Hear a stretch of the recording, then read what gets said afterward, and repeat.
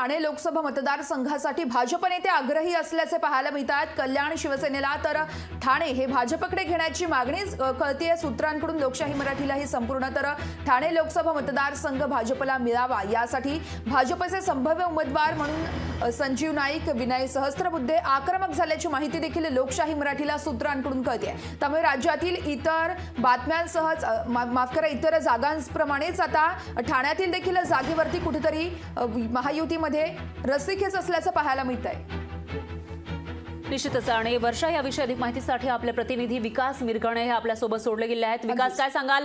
ठाणे लोकसभा मतदारसंघासाठी भाजप नेते आग्रही असल्याची माहिती समोर येते, पण ठाणे हा एकनाथ शिंदेंचा बालेकिल्ला मानला जातो आणि शिंदे सुद्धा सध्या सत्तेत आहेत, महायुतीत आहेत।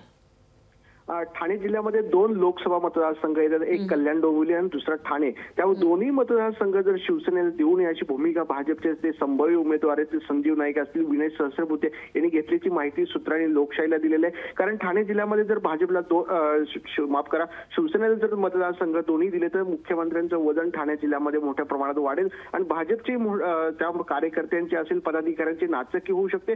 त्यामुळे दोन्ही मतदारसंघ शिवसेनेला कसल्याही पद्धतीने देऊ नये, एक मतदारसंघ जो आहे ठाणे लोकसभा तो भाजपने तरी घ्यावा अशी मागणी कार्यकर्ते पदाधिकारी भाजपचे आमदार करताना दिसून येते। कारण दोन्ही मतदारसंघ जर शिवसेनेला दिले तर ठाणे जिल्ह्यामध्ये शिवसेनेची मोठ्या प्रमाणात ताकद वाढेल आणि दोघांमध्ये जी अस्तित्वाची लढाई आहे ठाणे जिल्ह्याच्या राजकारणावर ती सुद्धा भाजपला मोठ्या प्रमाणात कमी होऊ शकते असं मत हे भाजपच्या पदाधिकाऱ्यांनी व्यक्त केलेलं आहे। त्यामुळे ठाणे लोकसभा निवडणुकीच्या दृष्टीने भाजपने कंबर कसते आणि ठाणे लोकसभेमध्ये भाजपनेच निवडणूक लढावी अशी भूमिका कार्यकर्ते पदाधिकारी घेत आहेत। कारण ठाणे लोकसभा पूर्वी जर आपण विचार केला भाजपचा बालेकिल्ला होता, राम कापसे वगैरे त्या काळामध्ये भाजपचे प्रतिनिधित्व करत होते। त्यामुळे ठाणे लोकसभा मतदारसंघ हा भाजपसाठी महत्त्वाचा आहे आणि तिथे मुख्यमंत्र्यांना देऊ नये अशी भूमिका भाजप पदाधिकाऱ्यांची आहे।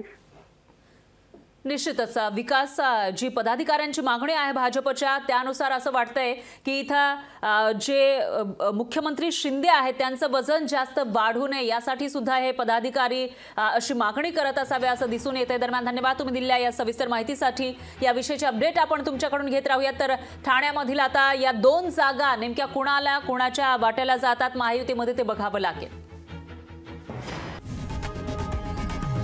लोकशाही मराठी ऐका, पहा, जागरूक रहा।